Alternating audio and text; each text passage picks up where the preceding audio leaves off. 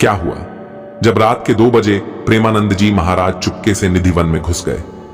उसके बाद जो कुछ हुआ उसे देखकर आपकी भी आंखें फटी की फटी रह जाएंगी। दोस्तों, कहते हैं निधिवन की हर मिट्टी में राधा कृष्ण की लीलाओं की सुगंध बसती है। यहां हर वृक्ष, हर पत्ता मानो कोई रहस्य अपने भीतर छुपाए बैठा हो। और आज की यह कथा उस रहस्य की एक झलक दिखाती है। वीडियो में आगे बढ़ने से पहले एक बार कमेंट बॉक्स में लिखिए जय श्री राधे कृष्ण और हमारे चैनल भक्ति इनसाइड को सब्सक्राइब कर लीजिए। दोस्तों, वह रात थी एकादशी की। पूरा वृंदावन नींद में था, पर प्रेमानंद जी महाराज अपने कुटिया में ध्यान मग्न बैठे थे। अचानक उन्हें लगा जैसे हवा में बांसुरी की धुन गूंज रही हो। धीरे धीरे उस स्वर में राधा नाम का उच्चारण मिलने लगा। राधे राधे। महाराज जी ने नेत्र खोले। कमरे में एक तेज प्रकाश फैल चुका था और उसी प्रकाश में उन्हें एक दिव्य छाया दिखाई दी। वह कोई और नहीं, स्वयं ललिता सखी थीं। वे बोली, महाराज, आज रास मंडल में आपका नाम पुकारा गया है, पर याद रखना, अंदर जो देखोगे वह कह नहीं पाओगे। महाराज जी ने प्रणाम किया और चल पड़े निधिवन की ओर। रात के 2 बजे का समय था। पूरा निधिवन शांत था, पर वह शांति किसी सामान्य रात की नहीं थी, वह जीवंत थी। जैसे ही उन्होंने द्वार के सामने राधे श्याम कहा, द्वार स्वयं खुल गए और अंदर से निकली चंदन, केसर और तुलसी की दिव्य महक। हर पेड़ मानो झूम रहा था और पत्तों के बीच से आती मधुर हंसी।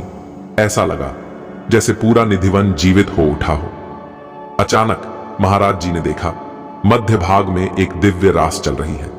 चारों ओर असंख्य गोपियां, बीच में स्वयं श्री कृष्ण और उनके संग राधा रानी। कृष्ण बांसुरी बजा रहे थे और उनके चरणों की धूल में गोपियां झूम रही थीं। महाराज जी के शरीर में कंपन होने लगा।